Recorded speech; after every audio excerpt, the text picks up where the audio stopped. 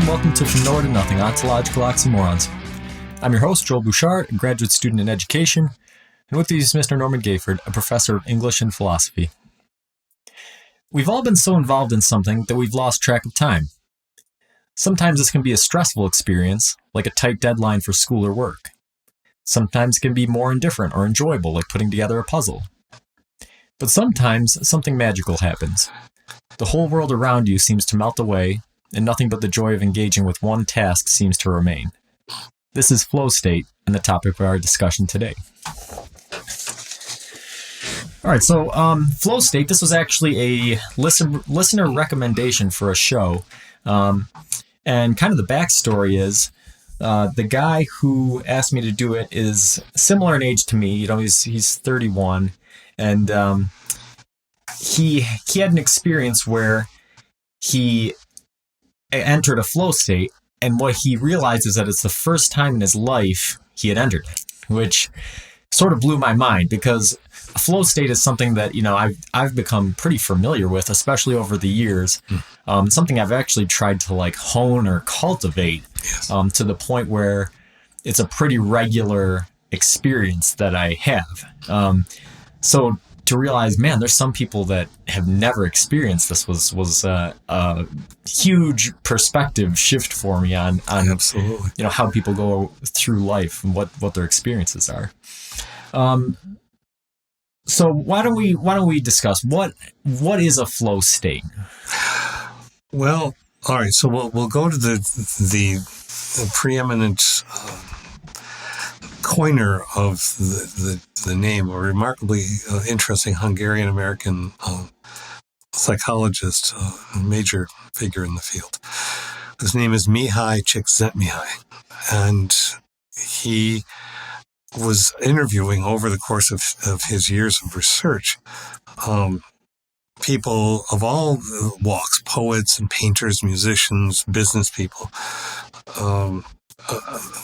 trying to find out where, if and when, what goes on with them in their process. Do they have moments of as you say, being out of themselves, or so in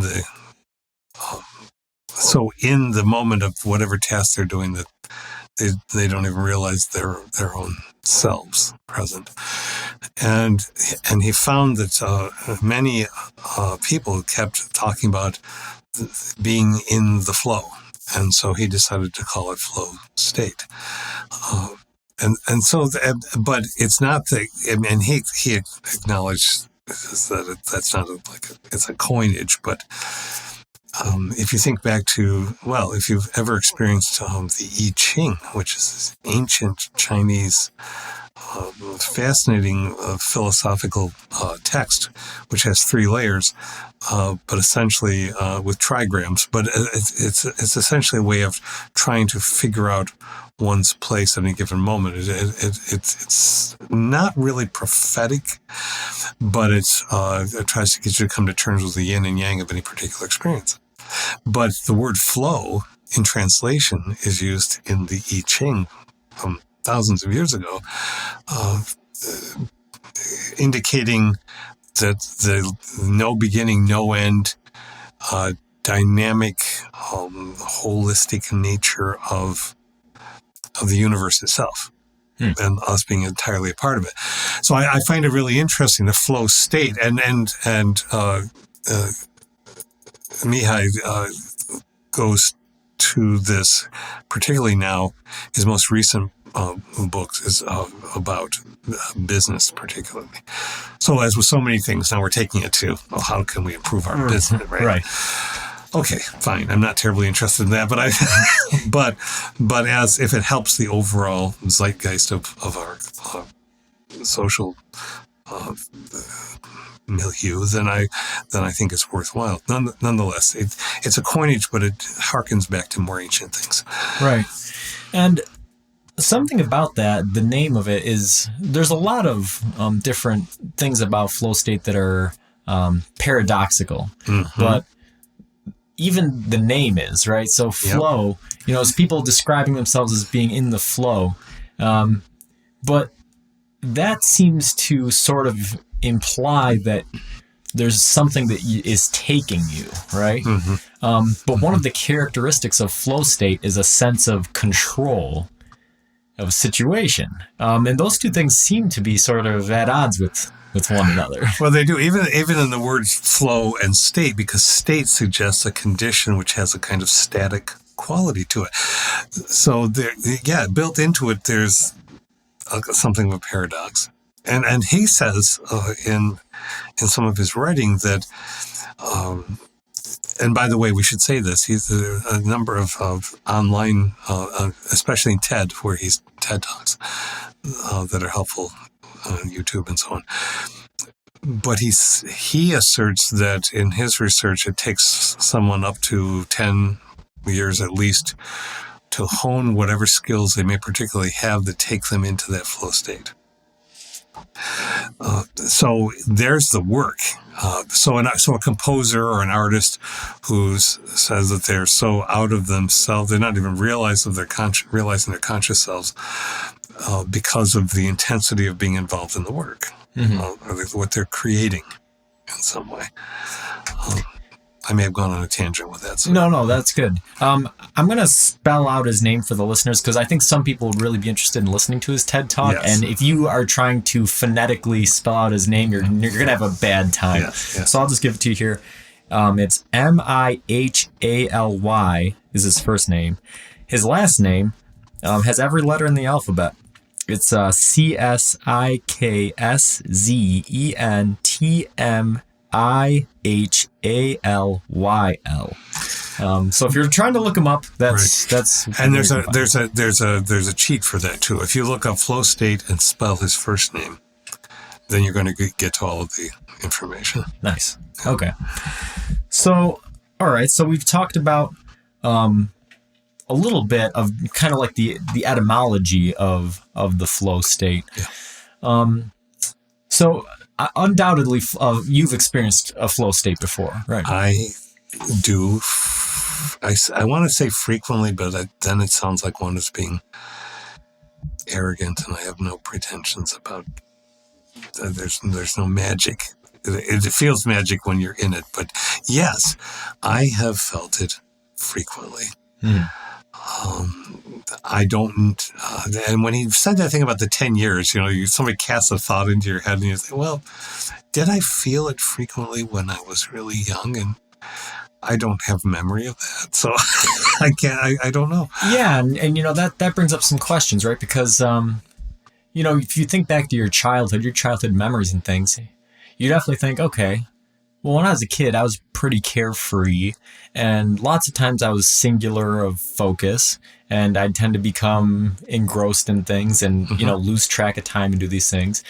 Do you think that those things are a flow state? I think they are proto-flow state. He might say something like that. To me, I think it's indicative of the capacity to get there, and I think it's a taste of it. As reading. When you're in the book and you not even realize you're reading and you come back out of it, you're in a kind of flow state in the sense that you are engaging with such a focused manner in the narrative that you are participating, you are doing the work with the writer of being part of this thing. That's true of some film or television experiences too. You can just be passively having something happen, but if you're engaged in it, if you're in watching a play and you are a part of what's going on, I think whatever your age is, I'd call that a flow state. Yeah. So active engagement is a necessary condition of a flow state, and looking at it and thinking about I also experience a flow state on a pretty regular basis.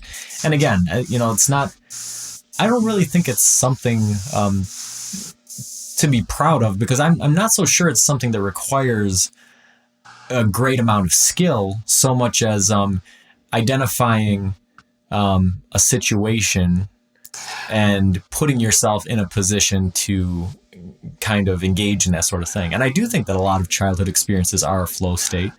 And I think that a flow state, a hallmark of flow states tends to be a period of growth or learning. Yeah, You know? and I think that's what Mihai would say if we go with him, but he's not the be all end all. He would say that himself. He's 85 now or something. It is a skill thing in the sense that it implies that you are working with some set of skills, whether it's musician skills, artistic skills, business skills, computer programming skills, whatever it is. And that you are working within a challenge range so that it's not just mindless. In the sense that, like when you've described going to, if you were just playing Yankee Doodle and you were just playing it the way you've always heard it, that's not flow state. If you are modifying and you create new tunes and pieces all the time, Joel, I know this, but if you're even modifying something else, making it fresh, that requires a skill set that allows you to make that modification and a creative challenge that says, I'm not happy with just keeping it exactly the same way. Mm-hmm. Yeah, definitely. Creativity, I think that is a big part of flow state. And so, we talked about it, how it's being applied to business, business in kind of its modern incarnations and things. And at first blush, there's something about that seems a little bit repulsive, like, okay, there's a monetization or something about it, then you're like, I don't know. But really, when I think about a lot of my experiences, work is where I experience a lot of my flow states. And another part of flow state, another necessary condition, in doing research for the show, is that it takes actions and makes them intrinsically valuable. Yes. And so I think that is a very important positive for looking at flow state in a business sense. Is, if you're trying to encourage people in the business world to enter a flow state, you're trying to encourage them to see their work as intrinsically valuable. And I think that's what's helped me in a lot of my jobs is, if you're looking at, your input and output, right? Sometimes it can be discouraging depending on your line of work to think, well, I don't feel like I'm making a difference, or I don't feel like I'm doing anything worthwhile for humanity.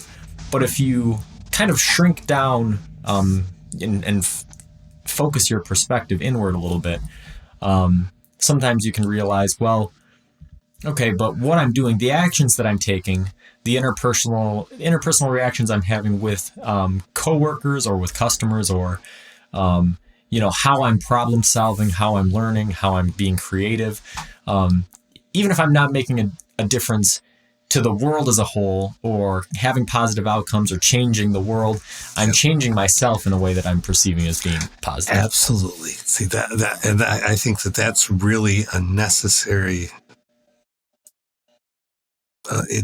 It's not up for removal. You've got to have that realization that it is what you have chosen to engage in at the moment. It's not a martyr superhero thing. No, it's not world salvational. It is contributing to the world, as you just said so well, because of the development of self.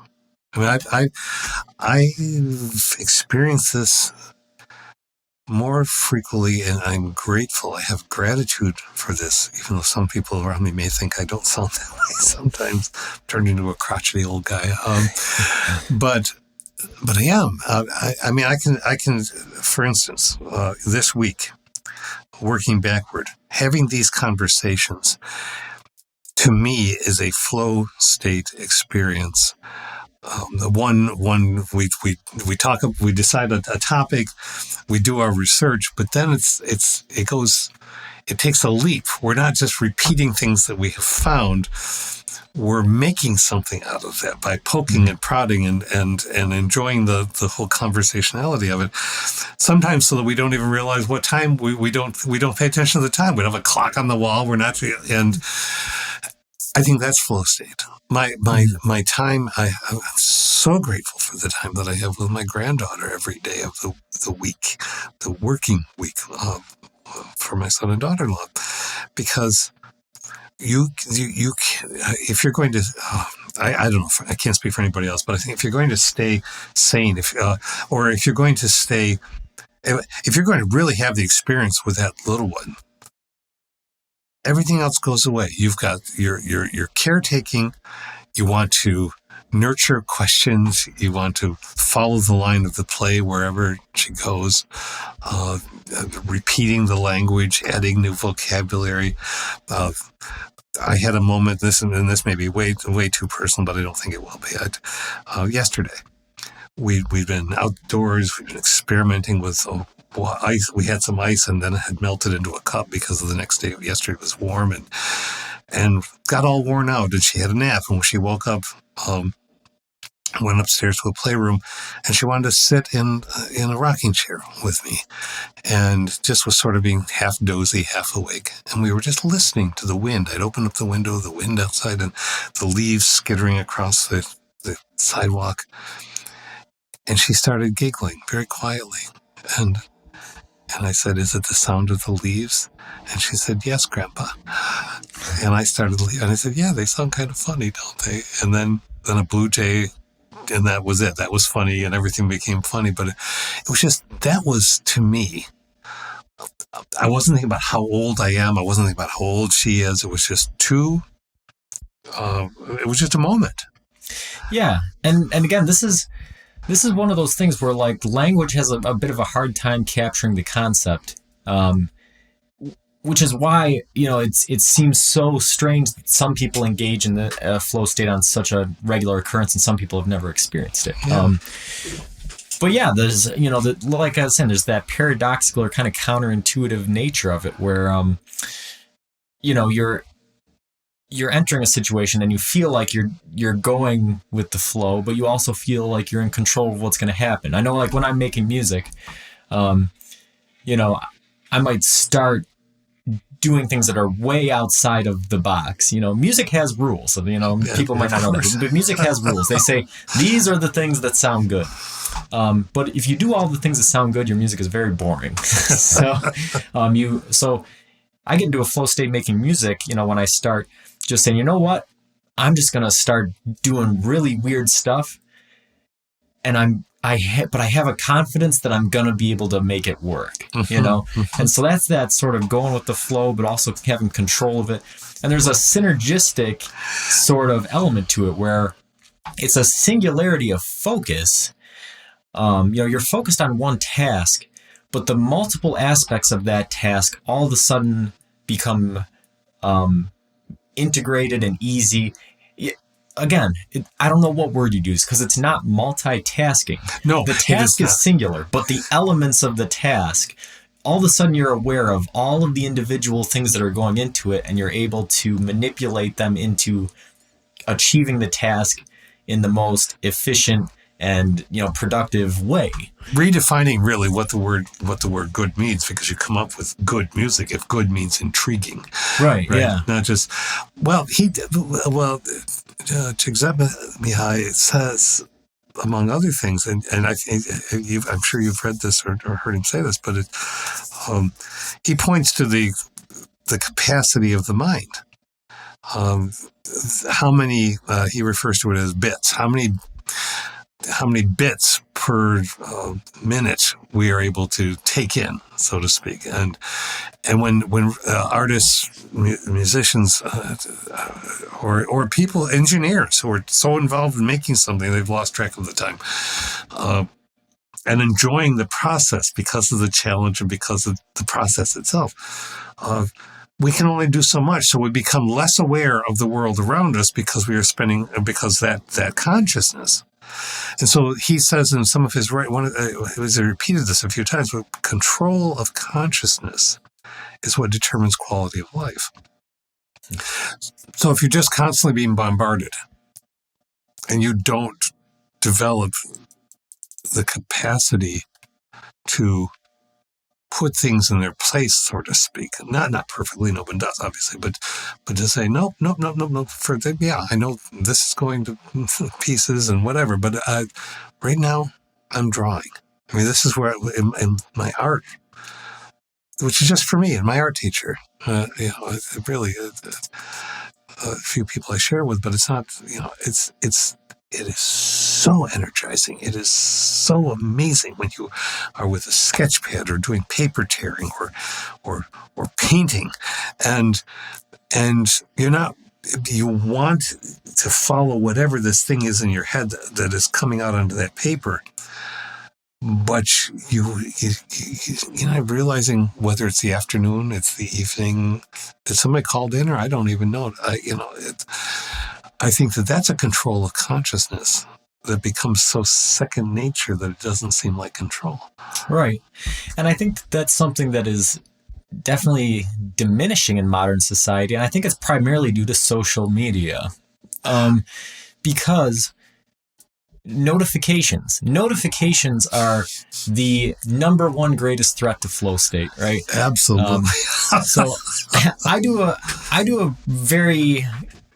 like to think I do a very good job of compartmentalizing. So when I'm at work, I'm focusing at work.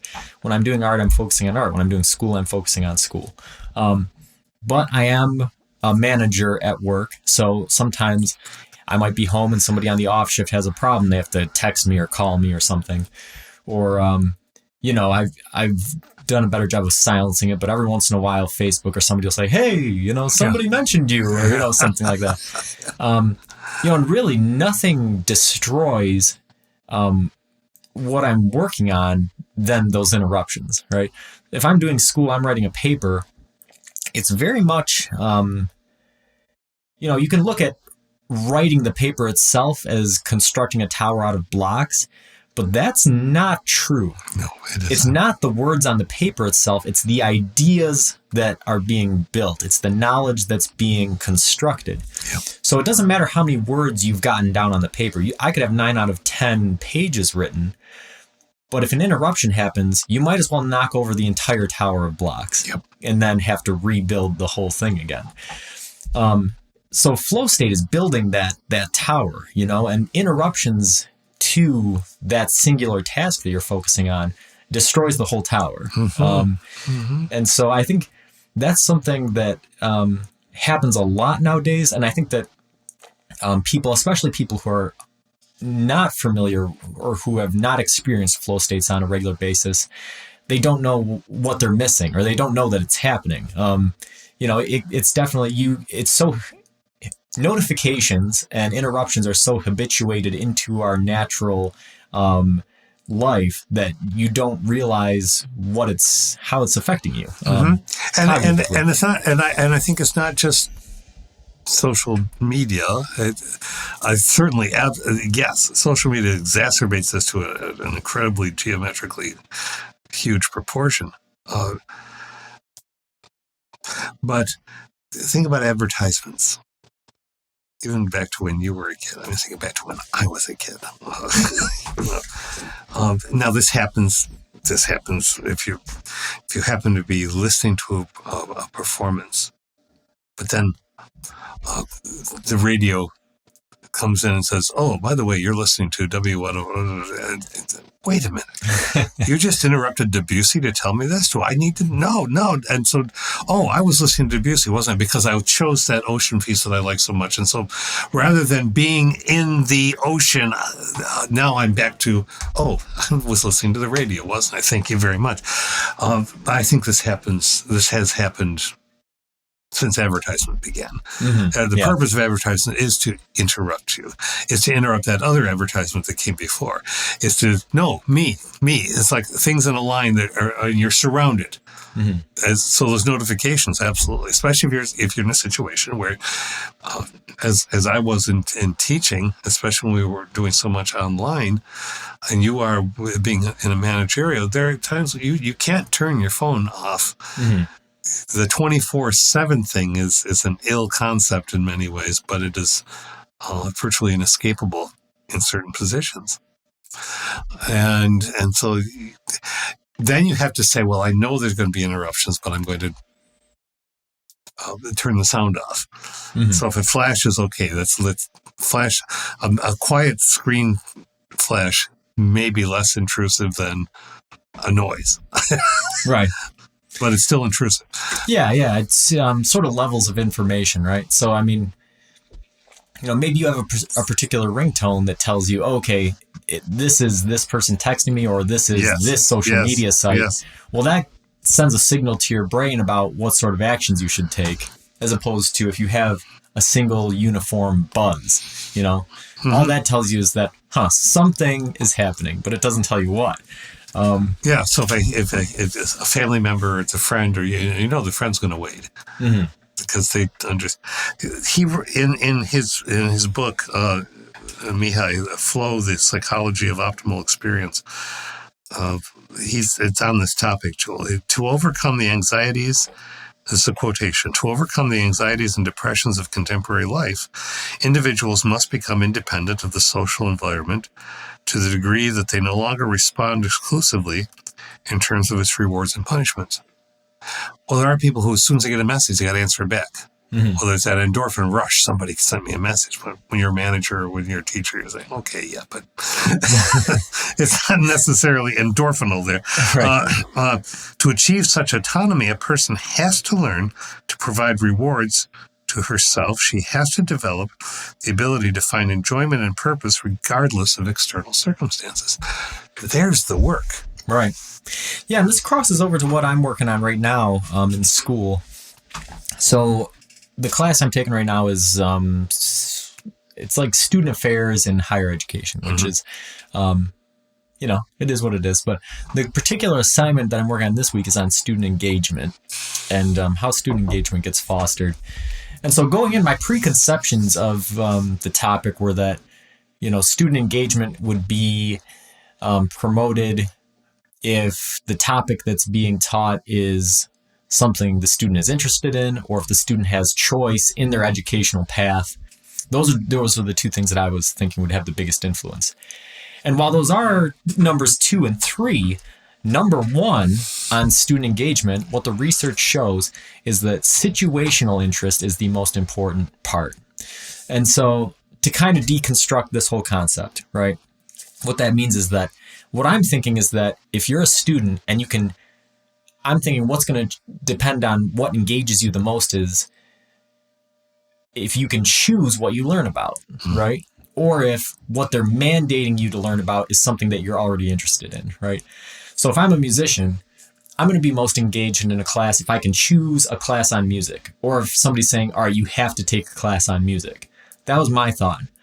But what the research shows is that the topic is almost irrelevant, and the matter of choice is almost irrelevant, meaning that if somebody mandated me to take a chemistry class, but that chemistry class was taught by a teacher who was very interesting, and I was surrounded by students who are very interesting, that chemistry class is going to engage me more than the classes on music that I was either mandated or that I chose. So my interest in the topic isn't as important as my interest in the situation that's taking place around me. Interesting. And that blew my mind a little bit, right? But that, again, is representative of flow state. And I think that's a huge reason. Okay, again, if you're at work, you can hate your job, but you can still enter a flow state if your coworkers or your customers or just the actions that you take in the situation are engaging or causing you to have that sort of reflective, constructive learning experience. And so it's kind of wild, Yeah. It's pretty interesting. But there's a benefit of so many benefits, but one of them, which you can see obviously being part of the educational studies that you're doing, if you have a classroom or an environment that is inviting and engaging for whatever reasons, the teacher, the cluster of students, the interactivity, then you might actually find out that you do like chemistry if you were a person who never did. Mm-hmm. Which means that you've probably advanced your education a whole lot. Because a lot of people want to go to college or choose your institution because they think they know what they want to do. There are a lot of people who don't, and they're actually in a better position in many times.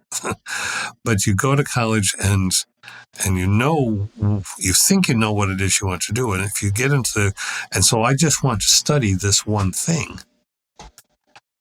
Well, and I'm not bashing this when I say that's a trade school concept. I'm going to go to carpentry school, and carpentry is honorable, and plumbing is noble, and welding is an art, and I do not second rate any of those things. We need more people who are flow state engaged and realizing that work is incredibly engaging.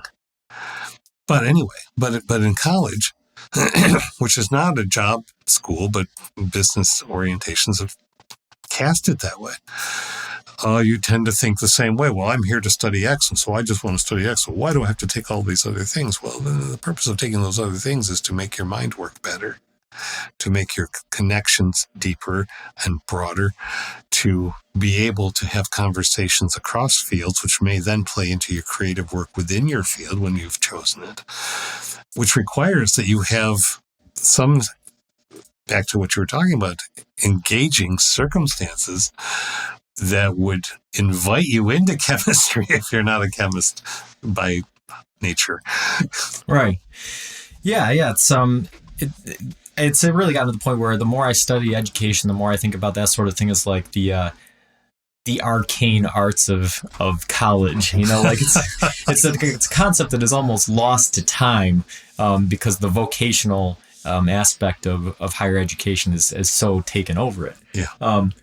But the structures and the things are still in place that make that possible, as long as the situation of the classroom, whether that is in person or online or wherever, the situation of the classroom being the faculty member, the students, the material, those things still make fostering that learning experience, the critical thinking, the problem solving, the interdisciplinary engagement possible, as long as you can get people into that state. The structures are still there. It's the people that have changed and the attitudes that have changed about. You can lead a horse to water. Yeah, exactly. So let's talk about what differentiates flow states from other states of arousal. So going back to my intro, right? I said go to that chart. Right, and so I said, let's see, what did I say? I said sometimes what you're doing it can be an indifferent or even a enjoyable thing, like putting together a puzzle where you lose track of time. Do you think putting together a puzzle in that scenario, do you think that's a flow state or is it something else? It could be, if we're going by the definitions of our main figure in this discipline of study. It would have to have those two components. It would have to be a challenging of one's skills, and it would have to be a challenging of one's previous accomplishment with those skills. I think he's asserting that that's what the flow state really requires. You're not just in a state of, oh, I like this, or yeah, this is a nice way to pass the time, or whatever. So for puzzles, if you have a skill set that you've developed where you're good at puzzles, the challenge would have to be a puzzle of a kind that you haven't done before, which was going to require your focus and attention, which is the work, but which also leads to the joy of the accomplishment once you're doing it. Right. So it's the context is pretty individualized. So, somebody could just be putting together a puzzle as a way to pass time. And so even if they lose track of time and they have a singular focus, that could just be hyper-focus, which is a different concept from flow. Yeah. Whereas somebody who is challenging themselves, whether they're putting together a puzzle that's more monochromatic or has more pieces or something that challenges their skill set, and has those other components that we talked about, could actually be a flow state. Yeah. So take it to the reading experience. If I'm reading a mystery, we were talking about mysteries before, and I want another mystery. I can still lose myself for a couple of hours in the book, right? And I'm still participating in the storytelling, so to speak. But if it's the same kind of thing that I always read, then I'm really not challenging myself. Mm-hmm. If I then pick up a book that is of a kind that I've never read before, and I find myself working at it, and then finding that I am swimming deeper in deeper water than I've swum heretofore, then that would be flow state, I think. Yeah, I'd agree with that. So let's start looking at some formative and speculative things, which is where the conversations get real weird and fun. This is where we get into the flow state of the conversation. Why do you think flow state exists? I mean, does it have utility? Yeah, why? Evolutionarily? Yeah, or what do you think was the purpose for? Why did it develop in the course of human cognition? Well, first, you know where I'm going to go with this. I don't. There's not necessarily a purpose discernible as in trying to lead the human race to a better. I don't think anything's trying to lead human beings to a better place. I don't think that it's that kind of purpose. If the purpose is that it has some kind of use, well, the use is in maybe I would posit that if you find yourself in situations where you take great joy and feel growth in having done something, whether it's sports or the array of things we've been talking about, and you emerge from it feeling good about yourself, but not only that, feeling like you have contributed something, but you're not sure how or where it might fit. That is a benefit to not just oneself, but to the community one is in. Not a one-to-one benefit, not a discernible benefit. I might be a better person for having painted a painting and nobody else would know that I've ever painted it. But if I'm paying more attention to my surroundings and not trying to photographically represent, but rather thinking about values of light and dark and thinking about how I actually perceive something, then my perception may change. And that change of perception may lead to some kind of interaction and blah, blah, blah. Yeah, so I mean, I think that where I'm thinking about this is then so I mentioned the word earlier, hyperfocus. Mm-hmm. Hyperfocus is a distinct concept from flow state. And in a lot of ways, it can be maladaptive, where you have some similar characteristics. You lose track of time. You have a singular focus and this sort of thing. But sometimes hyperfocus can be detrimental, right? If you're trying to do something that requires a lot of different steps and you're hung up on one step, the whole thing might suffer. Or, if you find one thing that's enjoyable and then you just pursue that, and then a lot of other things are completely falling apart. It might be detrimental. You're talking about an obsessive. Yeah. It's almost like an obsessive thing. Behavior. And so flow state is generally. Well, what's this other thing he said? He said something. Let's see if I can find it.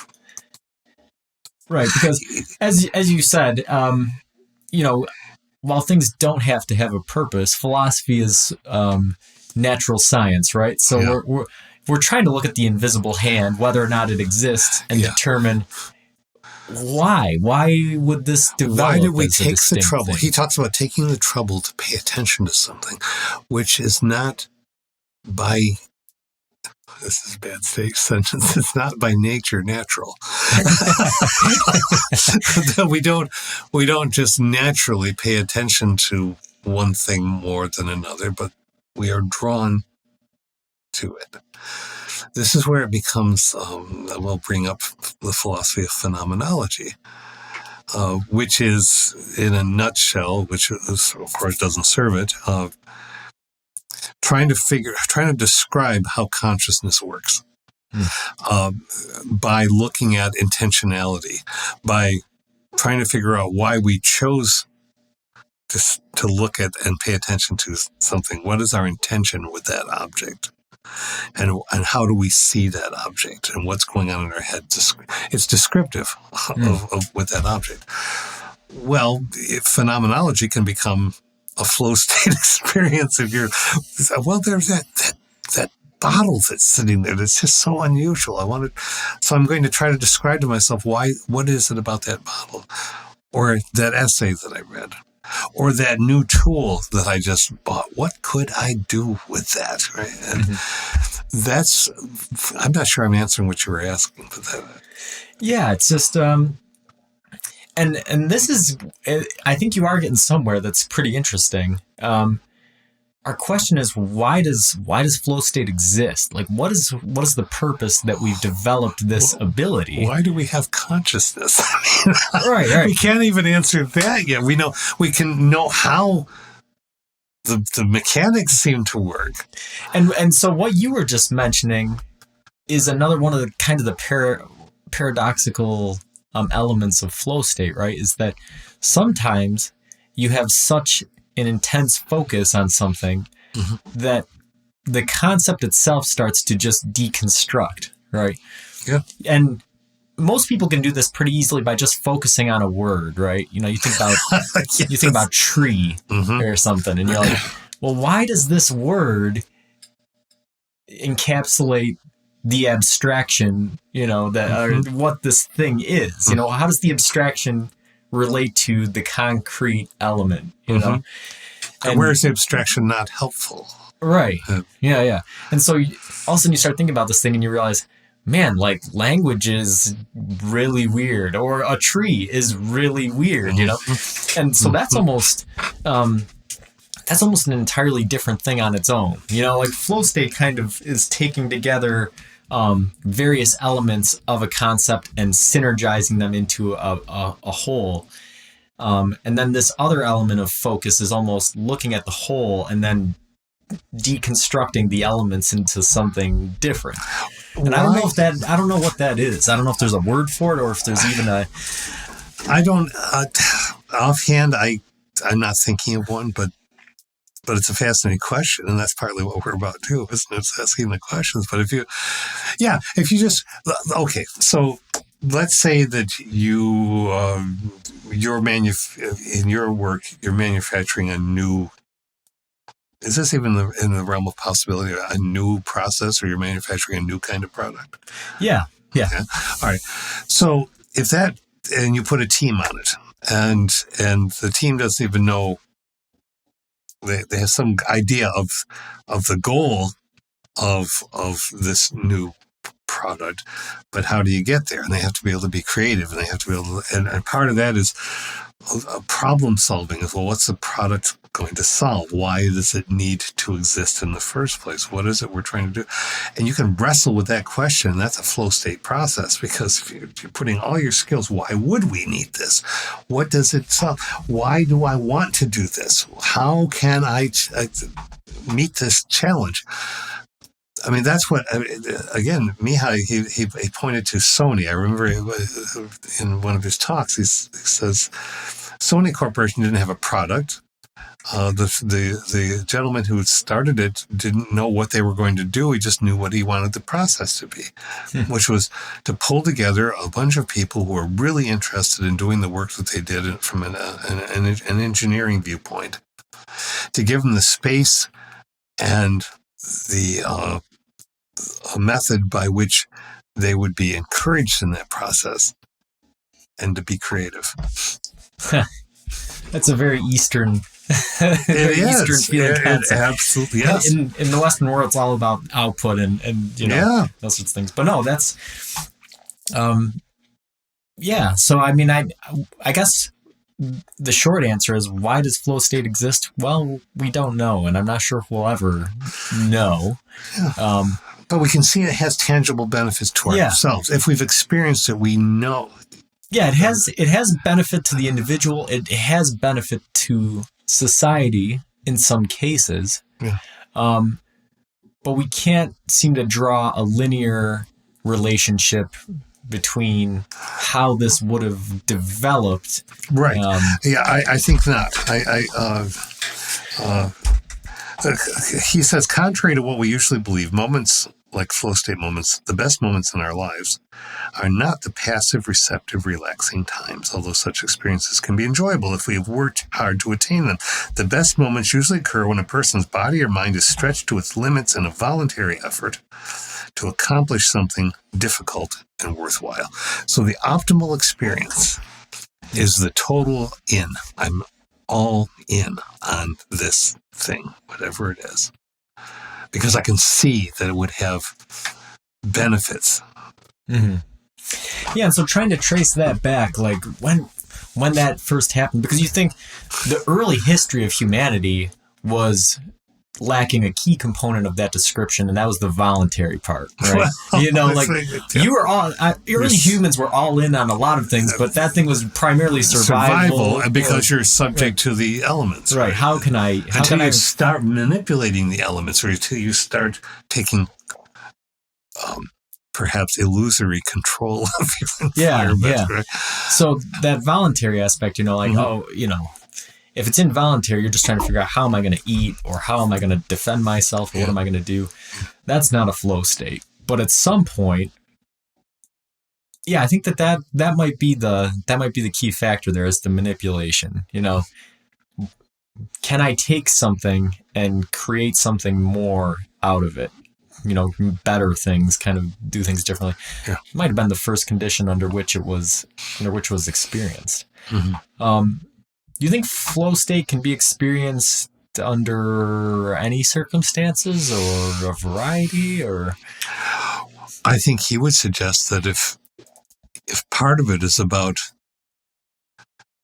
finding your way into a place of total engagement, regardless of the exterior circumstances, then yes. This is very brief, but I will just mention this because it's somebody that I had the pleasure of meeting once long ago, and his wife is an old friend. She's in her 90s now, and he was a teacher. He was an art teacher, but he was in a prison camp in World War II. Horrific circumstances, but he was teaching art. Now, and that probably had a salvational result for him, but I would argue also for people around him who couldn't. We're talking about art in these impossible circumstances, but yeah. I think I'm being I'm indulgent in this, Joel, in saying this, but I think that's where I have I've strayed recently, despite the absolute plethora of moments of it doesn't, just because you have flow state, it doesn't mean that you have risen to something else necessarily. You can get distracted. I have let myself be distracted in this political environment, which is much more than just a political environment now. Sometimes necessarily, sometimes to the detriment of the moment in which I am living. And I think that in itself is that introspective, active introspection, which leads one to say, no, I never should have said this, or just because, why am I doing this? Why am I repeating this mantra of things that I already know are bad for all of us, but, and so it doesn't fix everything. Yeah. And again, I think it's another example of this, kind of a hyper focus, or of a, there's an element to it. I think about, time in the Army, right? There's plenty of situations, training in the Army and stuff, where it's very singular of focus, losing track of time, accomplishing some pretty cool things in the moment and integrating things and stuff. And you would think that it would be very close to a flow state in those regards. But it never felt like it, and I think that again, it might come back to the voluntary aspect, right? Yeah, yeah. I did not have a choice in a training exercise. Like, there's elements that you can't control that are going to have a negative impact on you. And I think that it's the same thing. You don't have to be in a military experience to experience that. Like you said, if in a very adversarial political environment or any of those other kinds of things can quite easily become just as consuming or singular of purpose as a flow state without having the same effective or cognitive or there's positive the word, outcomes. right? You can chew on the same thing over and over again without engaging the problem itself. And flow state is about engaging voluntarily problems, challenges. And there are some challenges that we are not in a position to have incredible influence on. But our own state of being, as we've said before, is where the influence happens. Right. So again, we're coming back to sort of splitting hairs on the definition a little bit where, like I said, I'm doing a research project right now on student engagement. And engagement is a critical component of a flow state. And what we're finding is that the interest a student has in the particular situation is more important than the student's choice of topic. So then you have to look at the concepts of choice and voluntary, right? So choice doesn't have an impact on a student's ability to engage. So even though I may not have a choice in something, I can still engage with it. But I need to voluntarily engage in order to have a flow state. Yes. So yes. And that's where the flexibility of thinking comes in, right? So you're looking at the circumstances. Can somebody experience a flow state under any circumstance? Maybe not, but the number of circumstances that they can engage in are probably much wider than they think. Because even though they may not have a choice in the situation they're in, they do have a choice to voluntarily engage with a variety of concepts that may not be appealing or interesting or any number of things.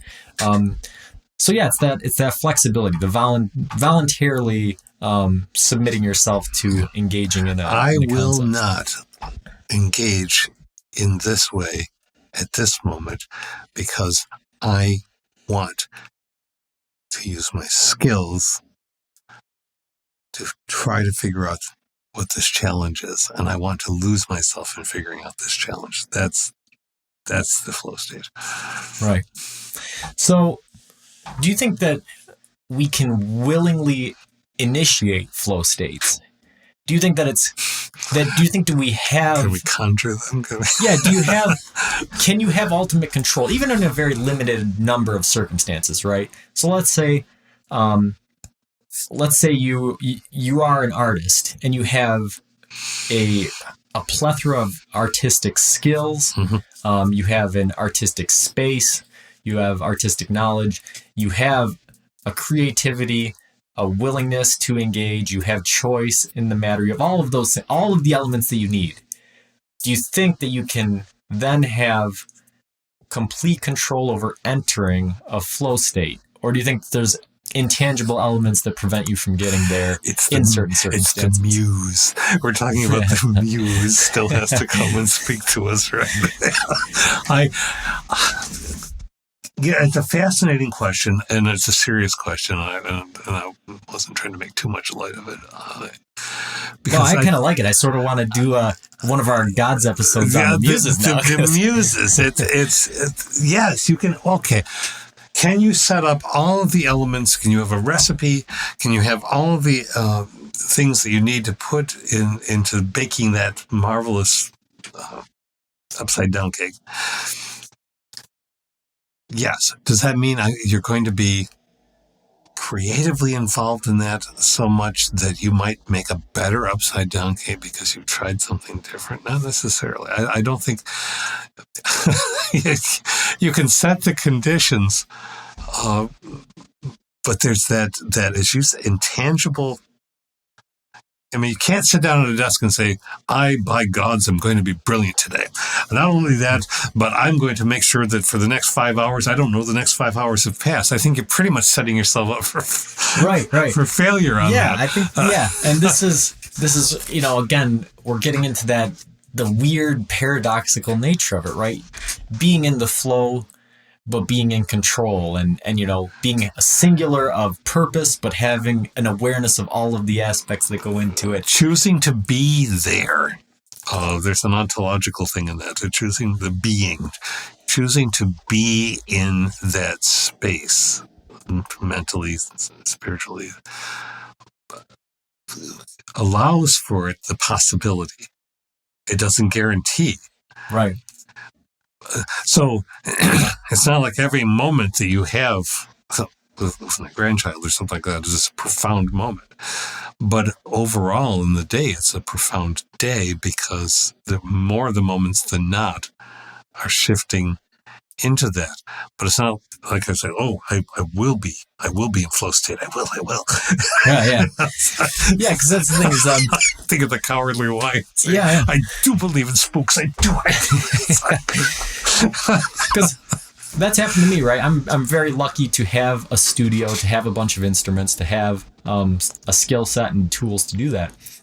And every once in a while, I'll dedicate an amount of time. I'll know, okay, I have 3 hours, right, to play.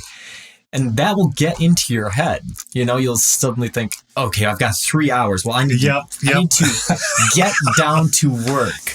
Well, no, you can't do that. It's like you said, having all of those things can facilitate a flow state. But there's a part of the mindset that requires you to let go. So I might have control over the environment, by, having things that are conducive to a flow state. But part of the flow state is the letting go. So if you're controlling the environment too much, you can actually be stifling it to an extent. I'm smiling because I'm thinking of Yoda, good old Yoda from Star Wars, not Baby Yoda, but Yoda the original. Anyway, and I always had a problem. I found it problematic when he was castigating Luke Skywalker and saying, there is no try. There is do or do not. As a teacher, that really rankled me. But just hearing what you just said, I'm going back and thinking, well, yeah, I'm going into my studio. I'm going into my work table, whatever it is, and I'm just doing. I'm setting myself up for I'm doing for 3 hours or whatever. I've already said that before I come in the door. Do I need to remind myself of that? No. We are extraordinarily good at not just doing. Yeah. I think that's what hangs us up. Yeah. All right. So I think that we've reached a good place. We talked a little bit about formative and some summative elements, but really we spent the whole episode just trying to pin down what it is. And, I hope that's helpful to people, but it demonstrates the whole sort of mystery of the thing altogether, right? Mm-hmm. It's one of those things where until you've experienced it, it's really difficult to explain or, try to, it's a pretty wild thing. And I think it is. I don't think we were trying to offer a recipe book, but I think flow state is available to anyone. And I think that some people may have experienced it and not realize that they've experienced it, and or allowed themselves, because it might seem like a luxury. And I think that psychologically it is not a luxury. And there's your use. Let's go back to that utility for just a moment, because I know you're wrapping it. But if there's a use, or there are uses, I think one of them must be that it deepens, maintains, or in fact ups the flourishing nature of our psychological state of being. Without any flow state moments, one is likely to be burnt out, perhaps extraordinarily angry, perhaps without hope in the sense of is there more than just this? And so I think that might be yeah. It's like a surface level. Everything seems surface level, and I mean, I reach that a lot because even if you are somebody who reaches flow state as a musician on a pretty consistent basis, that doesn't necessarily mean you reach a flow state in work or in any number of other things. So yeah, it's that I think that there is that the big aspect of flow state is that the creative engaging and then that integrating of concepts. And if you don't have that, then it is kind of a sort of a surface level or disjointed kind of experience. And here's another one of his statements. I think maybe it'll help cap it. If it's when we act freely, voluntarily, for the sake of the action itself, rather than the ulterior motives, that we learn to become more than who we were. Yeah, that's perfect. Until next time, keep pondering.